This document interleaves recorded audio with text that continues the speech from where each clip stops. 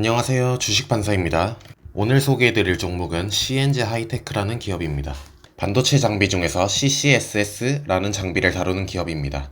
우수한 실적 흐름에도 아직까지 비교적 낮은 밸류에이션 수치들을 보이고 있어 충분히 관심을 가져볼 만한 기업이라고 생각합니다.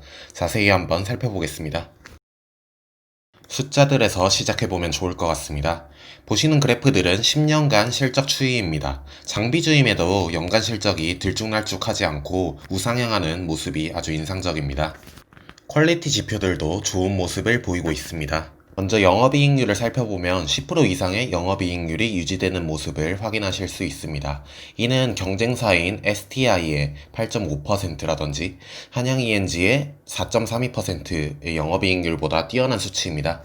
ROE를 살펴봐도 우수한 모습을 보이고 있습니다. 2018년에 상장이 진행됨에 따라 자본이 늘고 레버리지가 줄어서 ROE가 다소 감소하긴 했습니다만 여전히 20% 정도의 높은 ROE를 보이고 있고요. 보시다시피 낮은 부채 비율을 유지하고 있음에도 이렇게 높은 ROE를 보이고 있다는 점에서 회사에 분명히 강점이 있어 보입니다.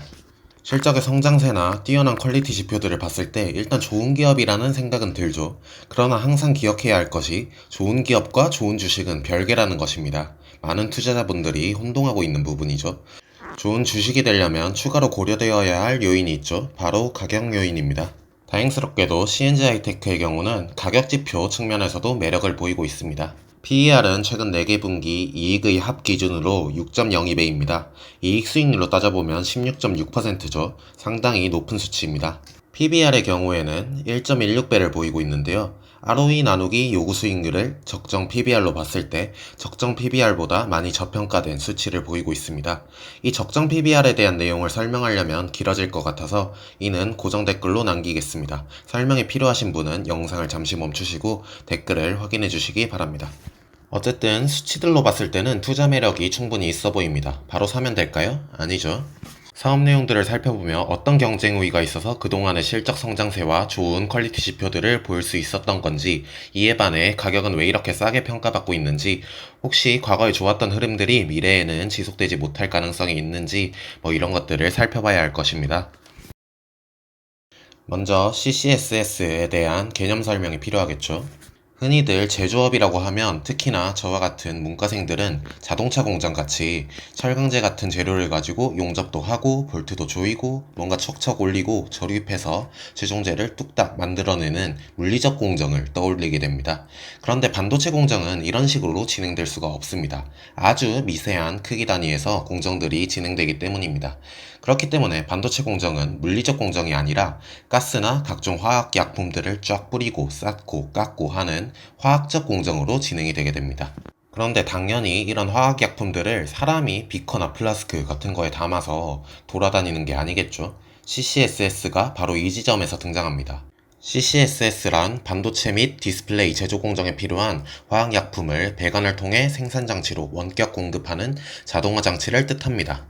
CNG의 주력 제품은 이런 CCSS 중에서도 빨간색으로 표시된 화학약품 혼합장치가 되겠습니다. 이름 그대로 여러 화학약품들을 혼합하여서 혼합화학약품을 만드는 장치가 되겠습니다. 그냥 약품들 넣고 섞으면 되는 거 아니야? 라고 생각하실 수 있겠지만 굉장히 높은 기술 수준을 요구하는 장비가 되겠습니다. 각각의 약품들을 아주 정밀한 농도로 혼합을 해줘야 합니다. 이것이 조금이라도 틀어질 경우에 고객사의 수율 관리에도 큰 문제가 생길 수 있습니다. 이를 위해서 약품들의 농도는 ppm, 즉 100만 분의 1 단위로 관리가 되어야 합니다. CNG의 혼합장치는 초정밀 유량 제어, 정밀 농도 관리 등 기술적 측면과 이에 따른 신뢰도 확보 측면에서 강력한 경쟁 우위를 가지고 있습니다. 또한 기존의 혼합 방식은 보시는 것처럼 각 공정별로 개별 혼합장치들을 대응시키는 방식이었습니다. 이 방식을 사용하게 된다면 각각의 혼합장치 간의 오차와 농도 편차가 벌어지기 쉽겠죠. 따라서 CNG 하이테크는 이러한 시장에 패러다임 전환을 가져오게 됩니다. 바로 혼합장치를 중앙 공급 방식으로 전환하게 된 것입니다. 이 방식을 사용하게 되면 고객사 입장에서 생산성과 수율을 향상시킬 수 있고 품질 또한 개선시킬 수 있습니다. 그리하여 CCSS 중 혼합장치 쪽에서는 동사의 위상이 독보적이게 되었습니다. 혼합장치 시장에서는 90%가량의 점유율을 보이고 있고요. 전체 CCSS 시장을 놓고 보면 STI와 한양이 NG가 2강 자리를 차지하고 있으며 동사가 3위 업체로 3개의 업체가 과점하는 구조를 보이고 있습니다. 주요 고객사로는 삼성전자, SK하이닉스, 나가세 산업 정도를 꼽아볼 수가 있겠습니다.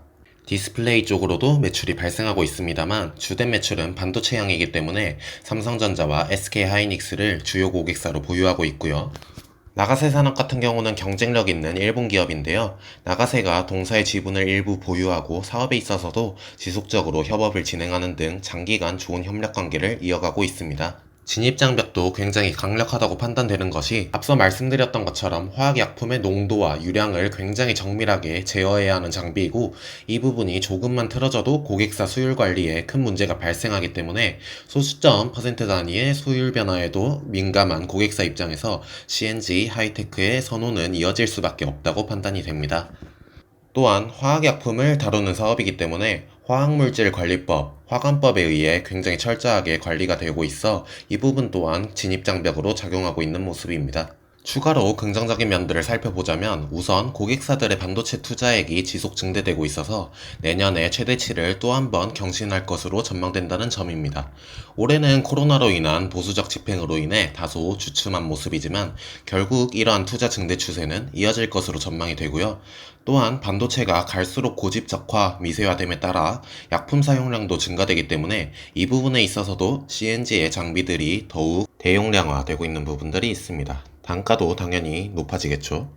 그리고 잘 아시는 것처럼 소부장에 대한 정책적 지원이 활발하다는 점도 당사의 긍정적인 요인이 되겠습니다. 신규 사업들도 몇 개 진행하고 있는데요. 먼저 라이닝 시트 국산화를 추진하고 있습니다. 라이닝 시트는 CNG가 다루는 장비같이 화학약품들을 저장하고 공급하는 장비의 내면을 보호하는 시트가 되겠습니다. 현재 전량 수입에 의존하고 있고요. 이를 내재화하려는 계획을 가지고 있습니다. 또한 현상액 폐액 재생 사업을 진행하고 있는데요. 디스플레이 현상 공정 중에 발생되는 TMAH 폐액을 재활용해서 재생약품을 공정에 재투입해 원가를 절감시키고 환경을 개선시키겠다 이런 취지입니다. 여기서 한 가지 CNG의 G가 그린의 약자라는 점을 짚어드리고 싶고요. 다만 해당 사업은 최근 디스플레이 산업의 침체로 보류 상태에 있습니다. 다음으로 베이킹소다 제조 사업을 꼽아볼 수가 있겠는데요. 뜬금없이 웬 베이킹소다라고 생각하실 수 있겠죠. 베이킹소다는 요리에서뿐만 아니라 공업용으로도 사용이 되고 있습니다. 화력발전소에서 배출하는 이산화탄소를 활용해서 베이킹소다를 생산하겠다는 계획인데요. 앞의 현상액 폐액 재활용 사업과 비슷한 맥락이죠. CNG의 장비가 기본적으로 화학물질을 보관하고 이동시키는 장비이기 때문에 영 뜬금없는 맥락의 신사업들이 아닙니다. 마지막으로 방열기판 사업이 있습니다. 아시다시피 전자기기들은 온도관리, 즉 방열이 굉장히 중요하죠. 한국과학기술연구원과 재료연구소에서 개발한 기술을 확보해서 기존 방열기판보다 개선된 CU-AIN 방열기판 제조 사업을 추진하고 있습니다. 이 기판은 초기 투자 비용이 크지 않다는 특징을 가지고 있는데요. 앞에 디스플레이 업황에 따라서 신규 사업을 잠시 접어둔 것도 그렇고 신규 사업 추진에 있어서도 합리적으로 부담스럽지 않은 수준에서 접근하고 있는 모습이 굉장히 인상적입니다. 리스크도 살펴봐야겠죠. 일단 기본적으로 반도체 장비주이기 때문에 반도체 업황, 고객사 투자 계획에 영향을 많이 받는 구조입니다. 또한 보시는 것처럼 현금 흐름이 다소 불안한 모습을 보이고 있습니다. 이 또한 장비주의 특성으로 볼 수 있겠죠. 마지막으로 추진하고 있는 신규 사업들에도 불확실성이 존재하는 것이 사실입니다. 총평입니다. 정량적 분석은 정성적 분석에 비해 객관적이라는 장점이 있죠. 숫자로 드러나는 지표들이 우수하며 사업 내용에도 강점이 있다는 점에서 동사는 충분한 투자 매력을 보이고 있다고 생각합니다. 물론 장비업종 특유의 실적 편차 등 리스크 또한 고려해야겠죠. 긴 영상 시청해주셔서 감사합니다. 영상 재밌게 보셨다면 구독과 좋아요도 꼭 한 번씩 부탁드리겠습니다. 해당 영상은 개별 종목에 대한 매수 매도를 추천하는 내용이 아니며 최종 투자 판단은 투자자 본인의 몫에 있다는 점 강조드립니다. 또한 영상에서 다룬 기업 외의 종목에 대한 질문들은 받지 않겠습니다. 감사합니다.